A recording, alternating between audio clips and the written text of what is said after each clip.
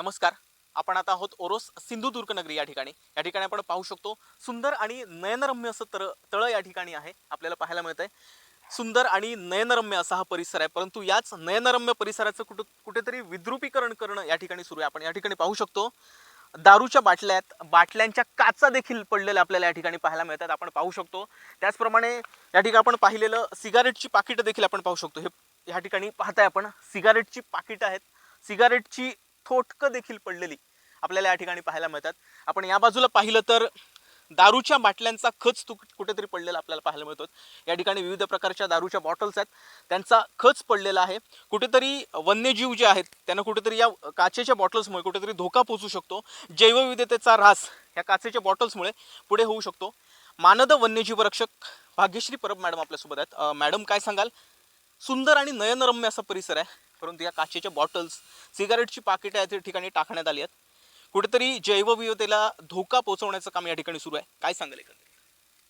आपल्याकडे सिंधुदुर्ग जिल्हा, ज्याला पर्यटनाचा जिल्हा असं म्हटलं जातं, या पर्यटनाच्या जिल्ह्यामध्ये आत्ता ओरोस ही जी राजधानी आहे सिंधुदुर्गची, तिथे एकमेव पर्यटन स्थळ आपल्याकडे आता सध्या अस्तित्वात आहे. त्याचं नाव आहे दाभाचीवाडी तलाव किंवा दाभाचीवाडी पर्यटन स्थळ असं म्हटलं जातं. या दाभाचीवाडी पर्यटन स्थळाचा जो फ्रंट गेट आहे तो अगदी अत्यंत सुशोभीकरण करण्यात आलेला आहे. तिथे लॉन्स, वेगवेगळी झाडं वगैरे लावण्यात आली आहेत. पण त्याचा बॅक साईड जर बघाल किंवा बॅक एंट्री जी आहे, तिथे अगदी विकृत मानसिकतेच्या लोकांनी दारू वगैरे पिऊन हा दारूच्या बाटल्यांचा खच हा पूर्ण जमा करून ठेवलेला आहे. 5 जून पर्यावरण दिना दिवशी आम्ही इथे पूर्णपणे साफसफाई केली होती. 4 पिशव्या बॉटल्स भरून कचरा काढला होता. दुसऱ्या दिवशी आम्हाला अणाव ग्रामपंचायत किंवा ओरोस ग्रामपंचायत यांनी पण खूप मदत केली होती. आणि एवढा बाटल्यांचा खच काढून सुद्धा आज पुन्हा तेवढ्याच बाटल्यांचा खच तिथे निर्माण झालेला आहे. ह्या तलावाचं पाणी हे प्रोसेसिंग होऊन का होईना पिण्यासाठी तर जातच, पण हा मानवी जीवनावर पण याचा होणारा परिणाम लोकांनी बघितला पाहिजे. त्यामुळे हा कचरा कितपत केला पाहिजे हा ऍटलिस्ट लोकांच्या डोक्यात तरी गेला पाहिजे की बाबा आपण हे काय करतोय. बरं, इथे आपण हे म्हणू शकत नाही की प्रत्येक वेळेला पर्यटकच इथे येऊन करतात. स्थानिक जरी इथे येऊन ह्या गोष्टी करत असतील तर स्थानिकांना सुद्धा या गोष्टींवर आळा घालणं गरजेचं आहे. अजून एक महत्त्वाची गोष्ट मी इथे अधोरेखित करू इच्छिते की हे जे तलाव आहे इथे जागतिक स्तरावर ई बर्ड नावाची जी नोंदणीकृत प्रणाली आहे त्याच्यामध्ये 200हून अधिक पक्षी प्रजातींची नोंद या तलावाच्या ठिकाणी केली गेलेली आहे. तसंच सिंधुदुर्गामध्ये वेटलँड सर्वे जो झाला त्याच्यामध्ये सुद्धा अत्यंत सुंदर हे वेटलँड म्हणजे याचं नमूद करण्यात आलेलं आहे. मग हा एवढं सुंदर वेटलँड किंवा हे तळं असताना देखील आपल्याला ही आजची परिस्थिती जी बघायला मिळते म्हणजे इथे विणीच्या हंगामाच्या काळात ते पक्षी जे असतील 200हून अधिक पक्षी प्रजाती आपल्याला या ठिकाणी बघायला मिळतात. पूर्ण वर्षभरात ते आपल्याकडे इथे येऊन घरटी बांधतात किंवा जे उघड्या झालेल्या जमिनी असतात म्हणजे जेव्हा पाणी आतमध्ये जातं तिथे पूर्ण आजूबाजूला परिसरात त्यांच्या घरटी आपल्याला बघायला मिळतात. पण हा जो आता हा प्रकार चाललेला आहे मग त्याच्यामध्ये दारूच्या बाटल्या असतील, आजूबाजूच्या हॉटेल्सकडून फेकण्यात येणारा तो कचरा असेल, ओला कचरा, सुका कचरा, जे पण प्लास्टिकचा ढीग असेल, पर्यटकांकडून पण करण्यात आलेला जो प्लास्टिकचा कचरा असेल, त्याच्यामुळे हा आजूबाजूची जी परिसंस्था आहे म्हणजे जैवविविधता आहे त्याला सुद्धा बऱ्याच मोठ्या प्रमाणात त्याचा धोका निर्माण झालेला आहे. इथे वेगवेगळ्या प्रकारचे पक्षी आहेत, परत वनस्पती वेगवेगळ्या प्रकारच्या आहेत, तसेच डॅमझन फ्लाय किंवा त्याला आपण पतंग म्हणतो भिंगरी किंवा डॅमझन फ्लाय असतील आणि वेगवेगळे ऑटर्स वगैरे पण असतील. म्हणजे असे विविध वन्यजीव इथे ह्या एरियात बघायला मिळतात. पण माझी लोकांना आणि पर्यटकांना ही एक विनंती असेल की आपण इथे पर्यटनासाठी जर येत असाल तर नक्कीच आपण एक शाश्वत पर्यटन करू शकतो जिथे आपण कचरा न करता इथला या परिसराचा आस्वाद घेऊ शकतो. इथे जर बघायला गेलात तर इथे गणपती विसर्जनाच्या दिवशी विसर्जन सुद्धा केलं जातं किंवा सरस्वती पूजन जेव्हा असतं तेव्हा त्याचं सुद्धा विसर्जन या ठिकाणी या तलावामध्ये केलं जातं. सांगायची गोष्ट ही आहे की हे एक नैसर्गिक वारसा असलेलं हे सिंधुदुर्गाला लाभलेलं हे एक तळ आहे. बघायला गेलं तर आपण ही जर अवस्था या तळ्याची करत असू तर पुढे या परिसंस्थेला नक्कीच खूप मोठ्या प्रमाणात धोका निर्माण होऊ शकतो एवढं मला वाटतं. मॅडम, तुम्ही आता म्हणाल हे स्वच्छ केलेलं होतं, पुन्हा या ठिकाणी दारूच्या बाटल्यांचा खच दिसतोय. बरं, हे किती वेळ होणार? तुम्ही स्वच्छ करणार, पुन्हा येऊन हे बॉटल टाकणार?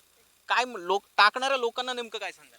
अ, माझी तर आतापर्यंत एकच इच्छा होती किंवा सांगावंसं वाटायचं की म्हणजे लोकांना आपण आळा नाही घालू शकत आहोत, आतापर्यंत घालू शकत नव्हतो की पार्ट्या करू नका, हे करू नका. प्रत्येकाची मर्जी असते. लोक म्हणणार मग आम्ही कुठे करायचं काय, तुम्ही करा. पण ॲटलिस्ट तुम्ही त्या गोष्टी लिमिटेड किंवा त्या जो इथे कचरा करण्यापेक्षा तुम्ही तो कचरा कुठेतरी एकत्र जमा करून तुम्ही घेऊन जा घरी किंवा तुम्ही दुसऱ्या ठिकाणी त्या त्या डंप करा. ह्या गोष्टी मला त्यांना सांगाव्याशा वाटतात. आणि महत्त्वाची गोष्ट दुसरी सांगायची वाटते की प्रशासनाला ही गोष्ट मला अधोरेखित करून सांगायची आहे की तुम्ही कचऱ्याच्या पेट्या इथे उपलब्ध करून द्या लोकांना किंवा पर्यटनासाठी जर लोक येत असतील त्यांच्यासाठी. तरी सुद्धा ह्या विकृत मानसिकतेची लोक जी आहेत, जी इथे येऊन दारू पार्ट्या करतात, काचेच्या बाटल्या फोडून टाकतात किंवा हे सिगरेटचे थोटकं जर तुम्ही बघितलं असाल किंवा कित्येक कचरा इथे होत असाल, तर हा कचरा फक्त NGOज येऊन उचलणार नाहीयेत.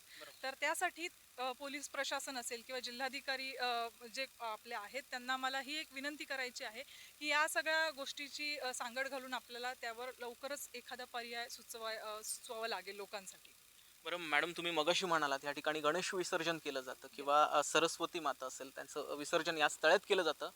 ज्यांना आपण आपलं आराध्य दैवत मानतो, ज्या तळ्यात त्यांचं विसर्जन केलं जातं आणि त्याच ठिकाणी या दारूच्या बॉटल्स पडलेल्या आहेत. बरं, काय सांगा?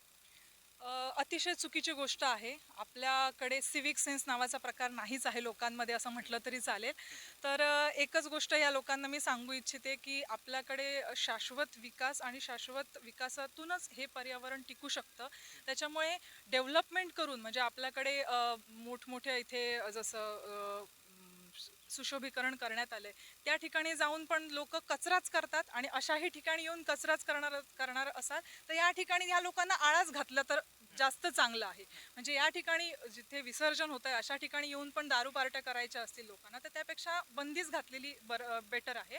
तर मला पोलीस प्रशासनाला आणि जिल्हाधिकारी मॅडम यांना नक्कीच ही एक विनंती करायची आहे की जर लोकांनी या गोष्टीकडे आळा घातला म्हणजे या गोष्टींना फॉलो नाही केलं तर आपल्याकडून या गोष्टींना दंडात्मक कारवाई स्वरूपात इथे बंदी करणं गरजेचं भासेल भविष्यात.